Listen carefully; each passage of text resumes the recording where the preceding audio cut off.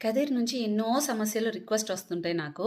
కానీ నేనెప్పుడు కాంట్రోవర్సీ చేయలేదు దాన్ని. నా వల్ల అయినంత వరకు అది ఫ్యామిలీ అడాప్షన్ ప్రోగ్రామ్స్ అయ్యుండొచ్చు, ఎడ్యుకేషన్ అయ్యుండొచ్చు, మెడికల్ పరంగా అయ్యుండొచ్చు. నా వల్ల అయినంత వరకు నేను చేసుకుంటూనే వస్తున్నాను.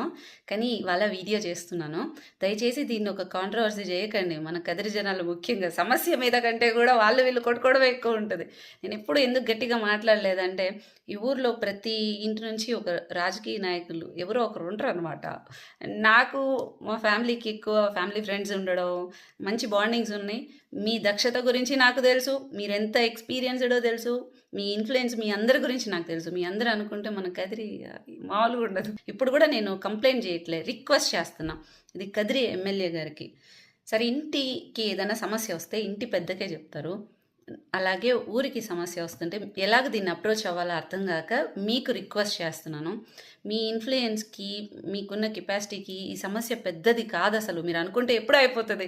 ఎందుకిది బ్యాక్ స్టెప్ పడుతోందో ఇది అర్థం కావట్లేదు. కదిరి కోనేరు చూడ్డానికే చాలా బాధాకరంగా ఉంది సార్. పర్సనల్‌గా తీసుకోవాలని రిక్వెస్ట్ చేస్తున్నాం. అండ్ కదిరి లక్ష్మీ నరసింహస్వామి ఆలయ బాధ్యతలు నిర్వర్తిస్తున్నారు వాళ్ళకి. సార్ బాత్రూమ్స్ బాలేదండి సార్. ఇది రిక్వెస్ట్‌లొస్తున్నాయి. ఎవరికి చెప్పాలో కూడా ఇవి మాకు అర్థం కావట్లేదు. సో ప్లీజ్ ఇదొక రిక్వెస్ట్ చేస్తున్నాం.